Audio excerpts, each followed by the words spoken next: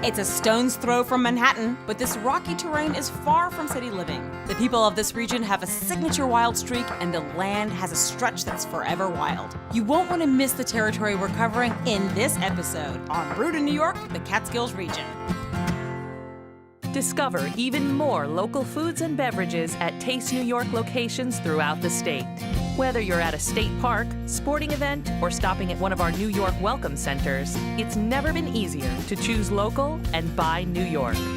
Unilam, a family-owned business in upstate New York serving the building industry for over a century. You can spot Unilam's finely crafted timber products in breweries throughout New York State and beyond. Learn more at unilam.com. 1886 Malt House, proudly partnering with New York's finest grain growers to produce locally sourced, high-quality malt for farm and craft breweries. The Northeast Hop Alliance, farmers, brewers, and educators working together to provide high-quality, locally grown hops to craft beer consumers in New York and the Northeast.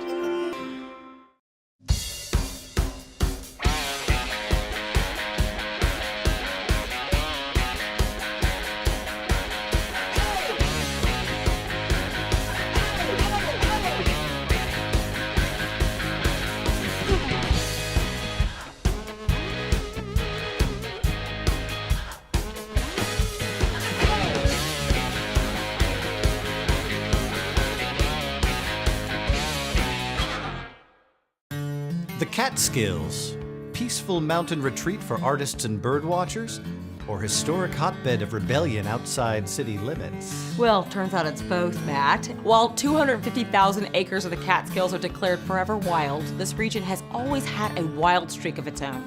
From being a hideout for New York City gangsters in the 1930s to the resorts of the 60s that inspired the movie Dirty Dancing, the Catskills have a heritage of rowdy upheaval. Perhaps the edgiest historic character of the region, and most interesting for beer lovers, is Jack Legs Diamond, who set up a bootlegging operation here during Prohibition. Legend has it this infamous gangster took over the Barman Brewery in Kingston and created an actual underground beer pipeline. The 2.5-inch rubber hose was secretly laid through the sewer system and provided speakeasies with forbidden brew. Well, thankfully these days beer is once again legal, and the Catskills may celebrate that fact better than any other New York State region with its annual event, Tap New York. Matt and I got to attend this giant festival of craft brewing, and we can't wait to share our experiences with you.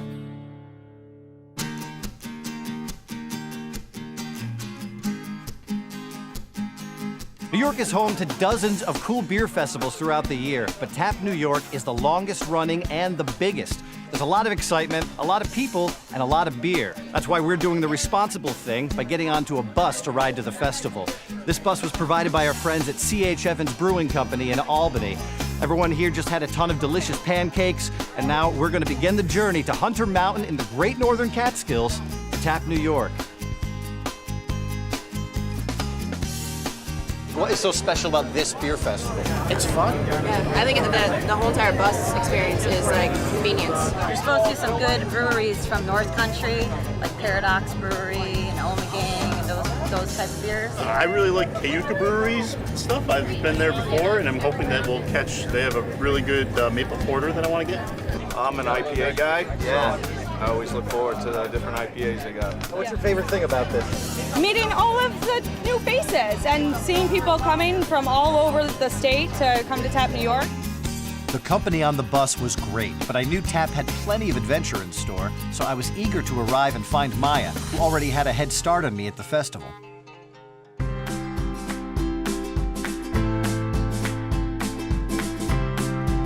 I'm standing here at the entrance of Tap NY, one of New York State's largest beer festivals. We have over 117 New York breweries, great food, and I'm waiting for Matt to get here on the bus because I'm ready to go try it right now. You know what? I'm just gonna go ahead and meet Matt inside. Come on. Hunter Mountain is one of the Catskills' better-known ski slopes, but in the off-season, it hosts a variety of annual events. Tap New York has become one of the most popular. Many people travel here from all over the state to take in the scenery and enjoy some top-notch brews. There were thousands of people, and I started to worry that Matt and I may not find each other. There you are. I I scare you? I did. How was your bus ride? It was great. I met a lot of really cool people, and they're really excited to drink beer like me. Well, we should probably get you a beer then. Yeah, let's do it. Okay, great. Bye, Debbie.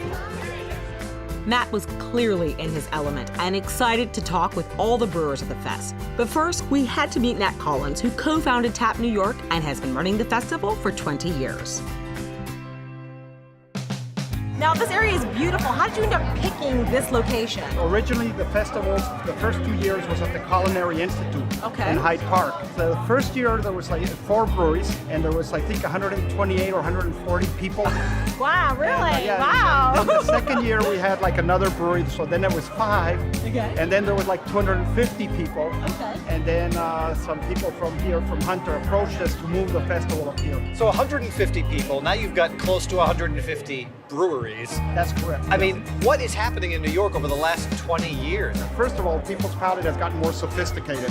So particularly younger people, they are looking for beers that are different now. You know, it used to be that any kind of microbrew, a lager or a pilsner or a porter or a stout was, oh, that's different. People now are looking for the sour beers, the fruit beers. They want something with a little more alcohol, you know. So the trend is to more sophisticated beers, and we have a lot of young brewers now who are more sophisticated than they used to be. So the awards at the festival every year, who are the big winners at the awards this year? Really interesting to see that because a lot of the bigger brewers in New York State, or the craft brewers who have been around a long time, they always kind of won year after year. Now, because of the diversity and so many breweries are opening every year, like this year out of 120 breweries, I'd say probably about 40 of them are new breweries, small little breweries, farm breweries, and they won a bunch of awards. So there's a lot of food here, there's a lot of people, there's live music, but really what's this thing all about? It's all about the brewers. A couple of years ago, one of the brewers that's been coming through says, this is no longer a beer festival, this is a New York State Brewers Conference. I love that. Yeah, me too. Every year having more brewers and have people come and appreciate the quality of the product and all the work that these guys put in. Thank you so much, Cheers Matt. again. It's great to meet you. Cheers. Same here. There is a brewery that I've been dying to try called Bronx Brewery. Here we are. Hi guys, how about some beers? I would love to try it. Can you tell us what we've got here? Yeah, sure. We have our Belgian Saison brewed with orange blossom honey, our summer pale ale with lemon peel, and our session IPA. So what's the overall philosophy of Bronx Brewery? So the philosophy of the Bronx Brewery is to do one thing and do it right. That's why pretty much everything we do year-round and in our seasonal variety is a pale ale. But at the same time, we like to afford our brewers an opportunity to do a little bit more eclectic stuff, which is why we have a third tier called the B-Sides, and that's where we do limited releases, which falls under the Belgian Saison that we're pouring today. Okay, fantastic. Well, cheers. Thank you very much. And cheers to you. Thanks, guys. Try it out. Thank you. There was so much ground to cover at Tap, Matt and I decided we needed to divide and conquer. I am here with Catskill Brewery. Please tell me what you guys are pouring today. We have a simple sour, or Berliner Weiss. Okay. It's light, tart, refreshing, perfect summer beer. Our Pilsner, and new double IPA we released this week. What is the philosophy? What makes you guys stand out as a company? We're right on the Hudson River. It's a beautiful place for a brewery. We have a 2-floor restaurant, so we brew a lot of beers that are only on tap at the brewery. We like to play beer off the food, which is really big for us. But we like drinkable, refreshing, quality beers. And there's certainly a lot of quality beer everywhere at Tap. But we're going to take a break from the festival to show you what else the Catskills have to offer when it comes to craft beer. And when we come back, we'll learn what Matt discovered at Tap New York for himself. If you travel west through the Catskills, you'll find the town of Bethel, but you may recognize this land by another name. In the summer of 1969, a group of young friends had planned a little music and art festival in Woodstock, New York. After that and several other locations fell through, the event planners found Max Yasgur's dairy farm in Bethel. And well, the rest is history. 400,000 people flocked to this rural town for 4 straight days of legendary rock and roll. The country roads were jammed, the rain was relentless, but the wild Catskill spirit prevailed, and attendees reveled in a revolution of peace and love. Max Yasgur's property is now home to the Bethel Woods Center for the Arts. This 800-acre campus features an award-winning museum and pavilion amphitheater, delighting visitors from all over the country with its concerts, educational programming, and even its own craft beer festival in the fall. If you can't make it to one of the Catskills seasonal festivals, there's a new brewery here you can visit anytime. Before the Catskills became a tourist paradise, they were America's first frontier, a rugged place where only the strong survived. The harsh winters and rocky soil meant you had to be tenacious. It's that fierce determination that inspired the mascot for the aptly named Catskill Brewery. We're in Livingston Manor, which is a small hamlet. We're at the gateway to the Catskill Park, and then Roscoe is just down the road. That's a very famous fly fishing town. In fact, it's called Trout Town, USA. Our mascot is an angry raccoon. Elsie Darby, who is one of the pioneer mothers of fly fishing, was up here with a New York Times reporter. They heard some rustling out back of the house, and Elsie just got up and went outside and killed a raccoon with a shovel and came back inside. Like nothing had happened. And it became a legend. Anybody who lived in the Catskills was a tough bird, so we celebrate that. It still takes a certain kind of tenacious attitude to live here full time, but certainly now that we've got some good beer, it's making it a little easier for people. When we decided to build a brewery here, it happened over a beer, and me and my partners were talking about what this part of the world really needed next. You know, going all the way back to the 1940s and 50s, this was the land of the big resorts. Millions of people came here. The biggest comedians and biggest music acts and the biggest sports stars all came to the Catskills, and it really was the most important tourism industry in America. But that industry went into decline after airfare got cheaper and air conditioning was brought onto the scene. What we've seen in the last 30, 40 years, the Catskills being this sort of downtrodden area, but if you look around, it's a beautiful place. We just talked about what could we do in the Catskills that would have sort of an impact. We all had a passion for beer. And so the idea for the Catskill Brewery was born. The business partners all agreed that given the special wild character of the region, they should do everything possible to respect their surroundings. The Catskill Mountains is one of America's oldest parks. That and the Adirondack Park were the first American parks. And that's really where the American environmental movement started. The Hudson River School of Painting painted the Catskill Mountains, and that inspired generations of environmentalists and artists. We really wanted to build one of the most energy efficient, sustainable breweries in America. In the construction of the building, we employed a number of different things, beginning with the building envelope itself. It's a highly efficient building envelope. We've got a green roof on the back building. That is something which reduces carbon emissions. Heat island effect, you know, the release of heat from the rooftop. We've got efficient big ballast lamps here in the brewery. The building is geothermally heated and cooled. So we use the energy from water in the ground that comes out at a constant temperature of 55 degrees, so it's constantly comfortable. We're standing in the parking lot, and this is what's called a permeable paver parking lot. You have grass and gravel pavers that people can park on, and when it rains here, when we get these heavy rains, water goes straight through this. We don't even get puddling. It's actually fascinating the way it works, so we are recharging the groundwater. The brewery's solid commitment to sustainability and the environment is part of what led head brewer Caleb Brown to move his family to the Catskills. I liked the whole kind of ethos and philosophy behind this place. Producing beer in a way that's sustainable and also making a delicious product is something that there's not a ton of people doing that. And it's a rare thing to see that, where people are like, okay, we're not just about, you know, making a money machine called a craft brewery, but we're actually going to try to make something to kind of highlight this region and bring people back here and also make good beer at the same time. To make good beer, you have to start with good water. And in the Catskills, that's not hard to find. The Catskills provides fresh, unfiltered drinking water for 19 million people in the greater metropolitan area. It's the largest municipal water supply that's unfiltered in the world. It's kind of like the dream brewer's water. You have like this almost blank slate, in a sense, with your water, where you can really dial in your flavors by just a few grams or a few hundred grams of this mineral or this mineral that you add to the water. You can really make a major flavor difference. Catskill sees itself as a booster and a beneficiary of the Catskill region. They draw their water from one of the best supplies available, and they draw the names of their beer from the area's unique folklore and environment. Everything we do is about the Catskills in one way or another. You've got, you know, Flood Watch, which happened to be the very first beer that we made. That was the first one we came out with. In this part of the Catskills, we've unfortunately suffered 2 100-year floods and 1 500-year flood in the last 8 years. The day that we brewed it was a Flood Watch day. Devil's Path is one of, if not the most treacherous hiking trail in the Catskills. We knew that by utilizing kind of funky names, you know, that were a little intriguing, hikers are going to want to come up here and check the place out, and that was the point. One of the beers is called Freak Tractor. We never learned what unfortunate incident inspired the name, but we can tell you it's called a wild beer. As the name suggests, wild beers use locally harvested wild yeast. These beers are as untamed as the Catskill Mountains and can wield unpredictable results. Freak Tractor, it's kind of an ever-evolving beer because we're using a wild yeast in it.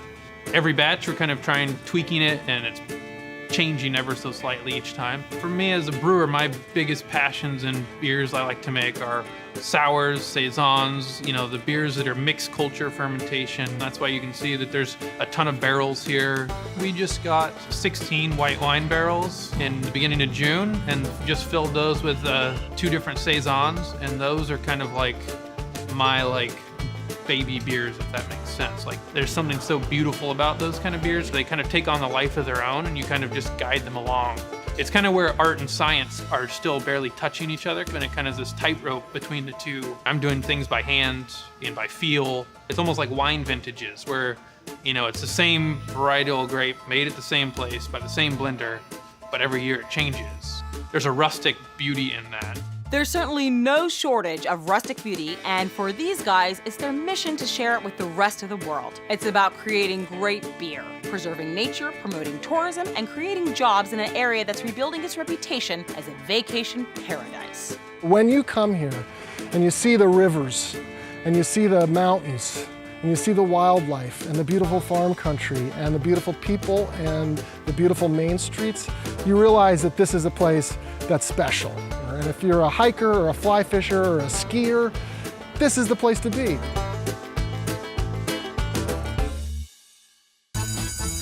Craft 101.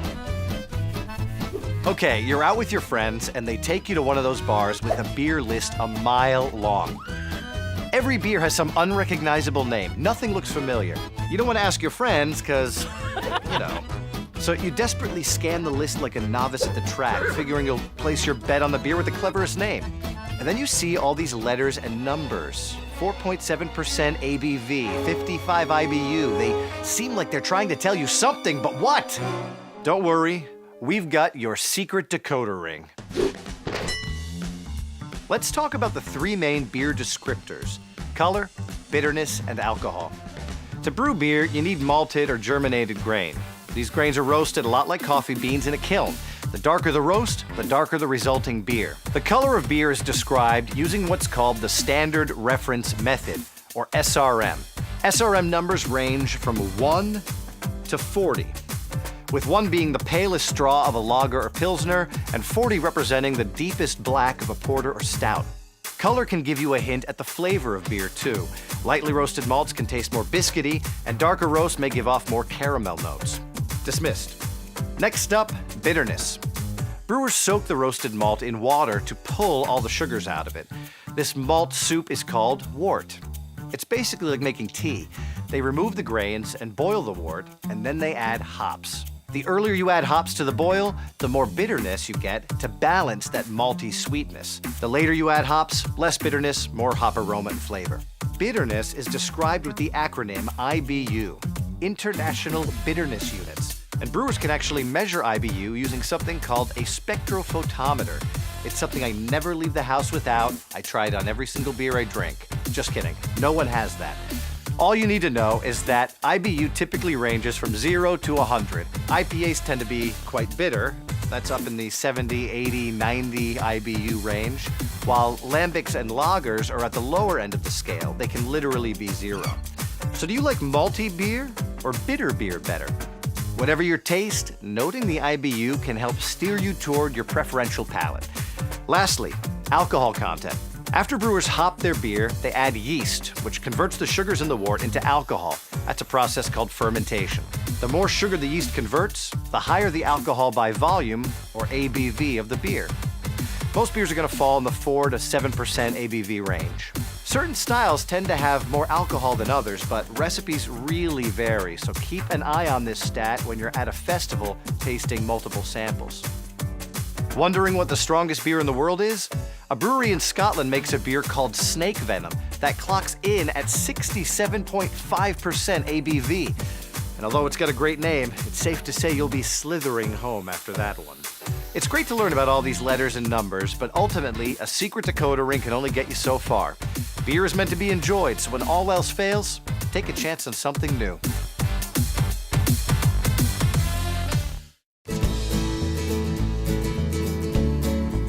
The beer was still flowing strong at Tap, and I was enjoying some one-on-one shop talk with the various brewers.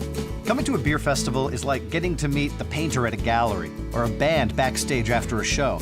Because craft beer is the product of an individual mind, you can spend some quality time with the brewer and learn all about their particular style or philosophy. So tell me a little about Single Cut. So Single Cut started in 2012. We're in beautiful Astoria, Queens. We opened up because we had this deep passion. We really wanted to be making great hop-forward ales and lagers in the borough of Queens. You know, every great community should have a great brewery, and we wanted to be that brewery for our community. And we're really proud of the beer we make. We stand by it, but most importantly, we like drinking it. And if it so happens that everyone else does, that's just a bonus. When Single Cut started, they came out right away with lagers, because there's proper lagering tanks. That's unusual for a small brewery. It is, yeah. That was really important to us that we were going to be able to do proper lagering. A good, crisp, dry, fresh lager is one of the greatest experiences in the world. Yeah, absolutely. And it's something that us as craft beer drinkers, but more importantly just as American beer drinkers in general, haven't really gotten to get a lot of. We spent the last 60 years drinking consistently made, but kind of watery, boring lagers. So getting to have fresh, bold, clean lager is an amazing experience. Tell me about this Juice Bomb. Juice Bomb is an IPA we have out. Really features a lot of the juicy flavors you get from hops when they're added at the correct time. It's like the new fad in IPA. It is, yeah. But it's how I like to drink them, so we're very passionate about it. That confliction is great. I love that. It's got like that grapefruit and blood orange rind thing. But there's no fruit in there. Again, the hops, only hops. So all hops. That's the fun part about getting people interested about our beers is being able to have flavors perceived when there's nothing really added other than raw ingredients. And of course, Maya and I couldn't leave that day without finding out what the other attendees thought of their experience. What's your favorite thing about the day so far? I like just mixing around with the people, getting to meet different people and trying the different beers. And the brewers are really friendly. They tell you how they brew all the beers and what they go through. And I like the way they set everything up. Just couldn't ask for a better day. So what has been your favorite beers that you've had today at this festival? So far we have Crossroads Brewing, which is in Coxsackie. So we love anything from them. They just won yesterday, actually. They won some medals. Oh, fantastic. Yeah. I had from Sloop Brewing, the Black Raz was my favorite. It's a sour. It's fantastic. Okay, do you have any recommendations? I would say go for a wheat beer. Oh, wheat beer? It's a really nice day out. It's a good beer to drink under the sun. I love that. What about you? I've been drinking the same. What are some of your standout breweries that you've had today? Browns, Detroit. Schmaltz at Clifton Park, New York. Love Schmaltz. Love that. In Glenville. What kind of styles do you like typically? Definitely checking out the sour beers, something different, unique. And I had a few coffee porters, which have been really great. But there's a lot of energy here. I'm gonna run and let you guys enjoy. Maybe you're gonna go dance in a little bit? Maybe. Let's do this. Yeah. All right. Enjoy. Cheers. So after a little more socializing, a few more tastings, and an honest attempt at dancing, eventually the festival had to come to an end. And with the early spring sun dipping behind the mountain, it was time to join back up with Maya and say our farewells.